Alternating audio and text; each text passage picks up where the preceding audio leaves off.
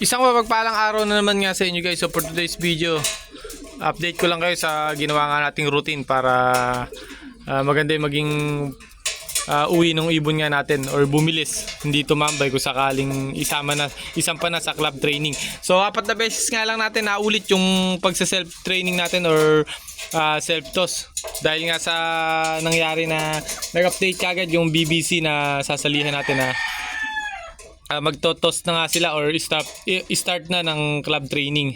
So nag-start ng Martes. Kauwi lang kahapon ng Kabanatuan. Medyo nahirapan yung choco nga natin na to. Ito. Matagal bago nakauwi. Siguro nasa 4 na oras. So ito yung kauna-unahan. Ayan. Tapos sumunod yung tatlo lang naman sinasama natin. Yung white feather na yun.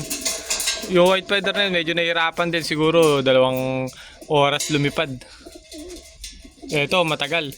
Kala ko nga mawawala kasi sobrang bata. Siguro nabigla ka ako. Kabanatuan toss kagad ang nangyari.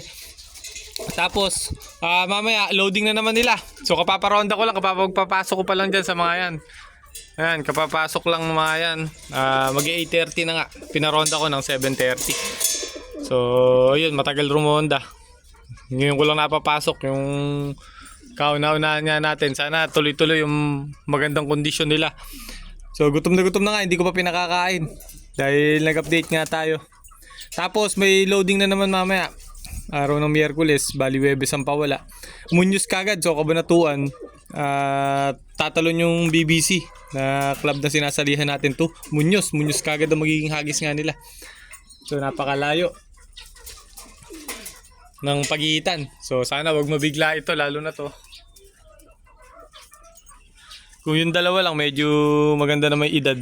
So bata pa rin naman pero kahit papaano alam natin na lalaban-laban na yung edad. So yun lang, in-update ko lang kayo. Bali yung naging hagis nga natin sa kanila sa training nga, yung ginawa natin self-training, dalawa lang. 2 beses sa 7 to 10 kilometers, tapos 2 beses sa 20 to 25 kilometers. Bali yung 2 beses na hagis ko sa 7 to 10 kilometers, sama-sama silang 3. Tapos yung 2 beses na hagis ko sa 20 kilometers, ginawa ko solo bitaw. So hindi ako nagbitaw na sama-sama doon, puro solo bitaw na sila para masanay na silang umuwi ng mag-isa. So hindi na nila kailangan ng kasama or hindi na nila kailangan maghintay ng gagawi papuntang Gapan. Sila mismo kaya na nilang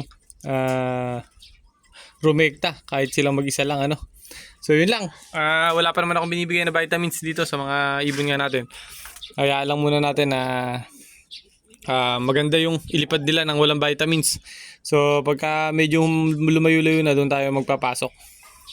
So dating gayak lang ulit, yung dating gaya ko sa summer, ganun gagawin ko. Kaso ang problema dito sa mga ibon nga natin, so actually wala namang problema. So ang pagkakaiba lang pala, ito mga bata, yung pang summer nga natin na to, yung 3.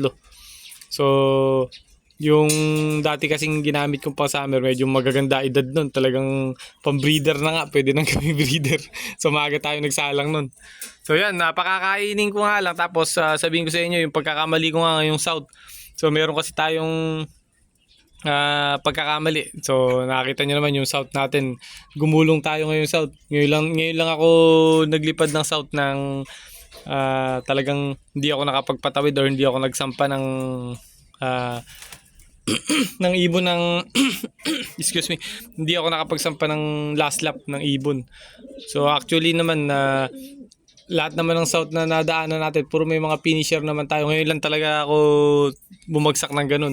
So may pagkakamali nga tayo na gusto kong sabihin sa mga nanonood sa atin. So sana wag nang magaya ng iba. So ganito lang naman kasi nangyari doon, So kumbaga nagbago ako ng sistema kasi sa South Race nga natin na yun. So hindi katulad ng dati ko sistema. Pero yung pinaiinom ko naman vitamin saka yung gamot nila, ayun pa rin naman. Ang pinaka pagkakamali ko nga na nagawa nung nakaraang South is yung nagpabago-bago ako ng pagkain ng kalapate. So yun lang ang tingin ko na talagang pagkakamali ko na nagawa. So ay ka nga, lesson learned nga. Sa susunod, alam na natin yung gagawin. So maling-mali nga yung nagawa ko na yun. 3 beses ako nagbago ng pagkain nga guys. So hindi katulad dati na hindi ako malikot sa pagpatuka sa pagkain. Talagang kung ano yung pagkain nila simula nung training hanggang first lap, hanggang derby, hanggang last lap. Talagang yun ang ginagamit ko. So yun lang magbibigay kong tips sa mga nanonood nga sa atin na huwag masyadong maging malikot sa patuka. So hindi porky may napanood kayo na idadagdag na ganun sa patuka, yun na kagad idadagdag yun. So naninibago din pala ibon. So yun lang ang tinitingin ko na pagkakamali ko ngayong South. Kung ano yung nagawa ko ngayong South na pagkakamali. Yun ang pinaka nakikita kong posibilidad. Kaya yung mga ibon ko hindi nagsidulo. Kahit na yung dating linyada pa rin naman yung ginamit ko. So yun lang sana yung mga nanonood sa atin, yun lang masasabi ko na huwag kayong magpabago-bago ng pagkain. Kung ano yung simula training hanggang last lap, yun na gamitin nyo. So ngayon yun ang gagawin nga natin dito. Pakita ko lang sa inyo, pakakainin na rin natin yung mga ibon nga natin na to. Pakita ko sa inyo yung gagamitin natin pagkain. So ito nga guys yung ipapakain nga natin sa kanila. Actually, ito na yung ginagamit nga natin na simula training. Simula nag-self-training tayo, ito na yung ginagamit natin. Tapos, hanggang derby, hanggang last lap, yan nagagamitin natin ngayong summer. So, titingnan natin kung maganda magiging lipad ngayon natin summer. So, yan.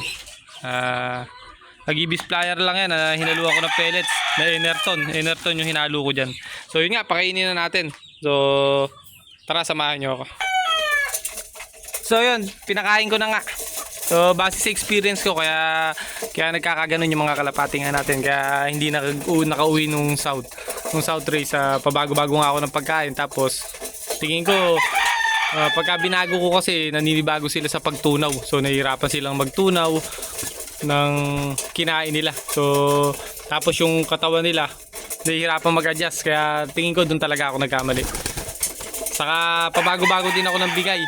So sinabi ko na nga yung mga pagkakamali ko ngayong South. Minsan dinadagdagan ko conforme sa lipad. Pag nahihirapan sila dinadagdagan ko. So yun lang pagkakamali natin. So kung ano yung takal na patuka nga natin, ganun lang din dapat ang talagang bigay natin. Magdagdag man tayo siguro konti lang. Ako kasi nadadamay ko ng dagdag. So yun, hanggang dito na nga lang guys yung video nga natin. So nakita nyo napakasiglang kumain ng mga ibon nga natin. Ayan. So konti lang yung binibigay ko nga dyan. Total masustansya naman yung patuka. Nakita nyo naman yung patukang ginagamit ko. May konting pellet. So masustansya naman. Talagang yung ibon natin kahit na nahihirapan, hindi pumapayat. Basta quality saka masustansya yung ibon na binibigay. Yung pagkain na binibigay nyo. So hanggang dito na nga lang guys. Ingat kayo guys. God bless.